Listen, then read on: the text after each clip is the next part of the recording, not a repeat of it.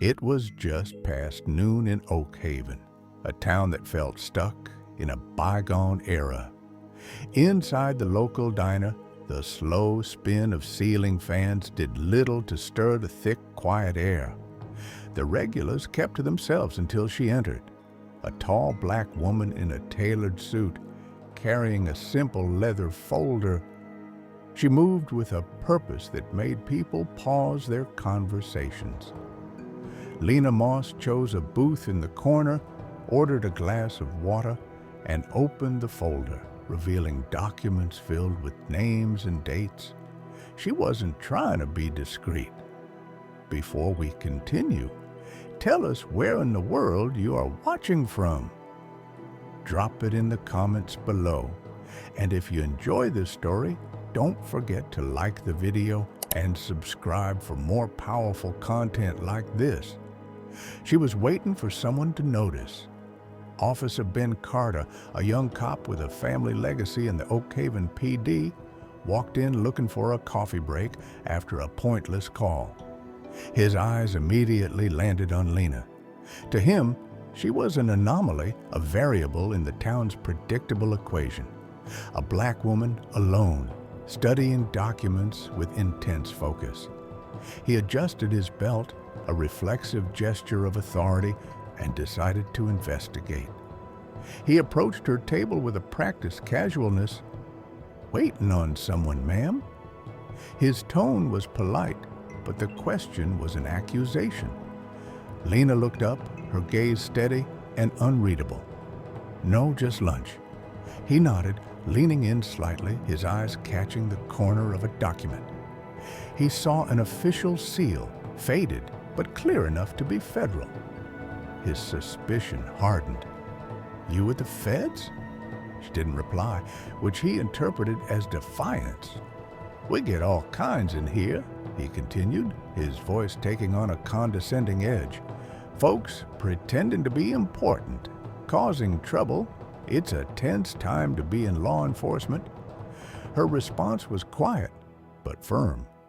"I'm not pretending." He gestured vaguely at her folder. "You're carrying federal documents. Seeing a seal doesn't make it legal." He took a small step back and tapped his shoulder mic.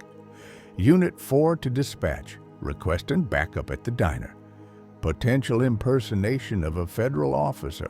Subject is uncooperative." Lena slowly closed the folder. "You're making a serious mistake, officer." The diner manager watched nervously from behind the counter. A couple in a nearby booth whispered, "She does seem out of place." Carter pointed his chin toward him. "See? I'm not the only one who thinks so." Lena's eyes locked onto his, her composure unshaken. "Your gut feeling isn't probable cause, and public opinion isn't the law." A smirk played on his lips. "You going to lecture me on police work now?" She slowly reached inside her jacket and produced a slim wallet, flipping it open just enough for him to see the badge inside. It was real. "I'm here on an official federal assignment," she said, her voice low but carrying a weight that silenced the entire room. "And the man I'm here to see is your police chief." Carter's smirk vanished, replaced by a stunned silence. Lena placed the badge on the table and added evenly, "You just called for backup on the federal agent sent here to arrest your boss." Oak Haven presented itself as a postcard of small-town America, where everyone knew each other and major crimes were things you only saw on television. But beneath the surface of neighborly smiles and Sunday church services, a deep-seated corruption had taken root. For years, complaints against the police department vanished into thin air. Body camera footage would mysteriously corrupt. When a young black man disappeared 2 years prior, the case was hastily closed, blamed on a bad lifestyle. Lena Moss had been investigating Oak Haven for months, working from the shadows, piecing together a puzzle of systemic abuse. She didn't operate from a brightly lit office. Her job was to go to the places where truths were buried and bring them into the light. Her investigation had uncovered a pattern of racial profiling, intimidation, and excessive force, all shielded by one man, Chief Frank Miller. Miller was a pillar of the community, at least on paper. With a decorated military past and a knack for public relations, he was hailed as a hero by the local press. But to the minority communities in Oak Haven, he was an untouchable figure of fear. His badge wasn't just a symbol of authority, it was a shield that made him invincible. Lena was here to shatter that shield. She played by the rules, but she knew the rules were written to protect men like Miller. Her investigation was built on the quiet testimonies of the forgotten. A mother whose son was unjustly arrested in his own yard. A former officer who was forced to resign after questioning an official report. A business owner who faced harassment after refusing to give officers free merchandise. Each story on its own was dismissed, but together they formed an undeniable picture of corruption, and Lena was here to put it on display. She never wore her badge openly or raised her voice. Her power was in her preparation, in the irrefutable evidence she gathered. She understood that justice wasn't won through shouting matches, but through a case so airtight that the truth had nowhere left to hide. That's why she chose the diner, a public space where an ambush was unlikely. She was supposed to meet a source, a clerk from the police department ready to leak internal communications. Instead, she found Officer Carter. Carter was a perfect product of Miller's system, confident, obedient, and trained not to ask difficult questions. He saw the world in black and white, us and them. When he saw Lena, an unfamiliar black woman exuding confidence, his training kicked in. He didn't see a citizen. He saw a potential threat to the established order. Lena recognized the pattern immediately. She didn't escalate the situation with aggression. She simply let Carter's arrogance lead him into her trap. Every word he spoke, every action he took was being discreetly recorded and streamed to a secure server. When he called for backup, he unknowingly triggered a federal response protocol. The trap was now perfectly set. All she had to do was wait for the chief to walk right into it. Officer Carter stood frozen, his hand hovering uncertainly over his weapon. Lena's federal badge lay on the table, a silent testament to the magnitude of his error. It wasn't just the badge that unnerved him. It was her unyielding calm, an authority that didn't need to be announced. It contradicted everything he had been taught to expect, and that made the situation far more intimidating. Still, his pride wouldn't let him back down completely. "If that's real," he stammered, his voice tight, "why is someone like you here alone? No backup, no announcement?" Lena looked at him without a trace of emotion. "Because I don't need backup to have lunch." He reached for his radio again. "Dispatch, I need immediate confirmation on a federal agent in our jurisdiction." Lena leaned forward slightly, her voice cutting through his attempt to regain control. "That request is being logged, Officer Carter. Right now, you are interfering with a federal investigation. I strongly advise you to stand down before you become an accessory to obstruction." The atmosphere in the diner was suffocating. The few remaining customers were silent, their lunches forgotten. Back at the station, Chief Frank Miller hung up the phone with a sigh of irritation. Carter had sounded panicked, rambling about a black woman with federal credentials. Miller didn't bother with protocols. He grabbed his keys and headed for the diner himself. He had a simple method for dealing with outsiders who didn't know their place. He strode into the diner like he owned it, his presence filling the room. "What's all this nonsense about a federal agent?" he boomed, his eyes landing on Lena. She didn't answer verbally. Instead, she pulled a document from her folder and handed it to him. "This is a federally signed indictment for your arrest," she stated plainly. Miller scoffed as he glanced at the paper. "What the hell is this?"